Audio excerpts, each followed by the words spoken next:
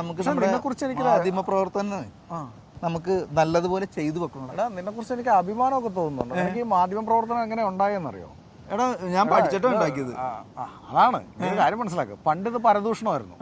നാട്ടുകാർ അങ്ങോട്ടും ഇങ്ങോട്ടും പറഞ്ഞായിരുന്നു വാർത്തകൾ പോയിക്കൊണ്ടിരുന്നത്. പിന്നെ ഈ പരദൂഷണം എന്ന് പറയുന്നത് നിങ്ങളൊരു കോളേജിൽ പോയിട്ട് മീഡിയയിൽ പഠിച്ച് ഇതെടുത്ത് ഔദ്യോഗിക പരദൂഷണക്കാരനായി. കാരണം ടി വി കയറി അടിസ്ഥാനം ഇല്ലെങ്കിലും നിങ്ങൾ തള്ളും. നിങ്ങൾ തള്ളെന്ന് പറഞ്ഞു കഴിഞ്ഞാൽ ഒടുക്കത്തെ തള്ള. കാരണം എന്ന് പറഞ്ഞു കഴിഞ്ഞാൽ മറ്റേ നോട്ട് നിരോധനം വന്നപ്പോൾ ഒരു തള്ളിയത് കണ്ടില്ലേ? എത്ര അടി താഴ്ചയെ കുഴിച്ചിട്ടാലും GPS വഴി കണ്ടുപിടിക്കും. ബോഡിയിൽ നിന്നുള്ള ഹീറ്റ് വെച്ചാണ് അതിൻ്റെ ഇത് ചാർജ് ആവുന്നത്. മറ്റേ ഡിസ്പ്ലേ എന്ത് ഡിസ്പ്ലേ ആയിരുന്നു? 4K display. ഇത്തരം മണ്ടന്മാരുള്ള ഇത് മാധ്യമപ്രവർത്തകരല്ലേ. ഇപ്പോൾ പണ്ടെന്ന് പറഞ്ഞു കഴിഞ്ഞാൽ നമ്മൾ എന്ത് ചെയ്യുന്നത്? നമ്മൾ പറയടാ അവനോട് അടുക്കണ്ടേ, പരദൂഷണമാണ് കേട്ടാന്ന് പറയും. ഇന്നങ്ങനെയല്ല. ഇന്ന് ഈ മൈക്ക് പിടിച്ച് പരദൂഷണം പറയുന്നവരെ കണ്ടോ, എടാ എൻ്റെ ചങ്ങാതി ചാനലിലാണ്. അതെ നന്നാവും നോക്കടാ. കൂടുതൽ വർത്തമാനം പറയണ്ട.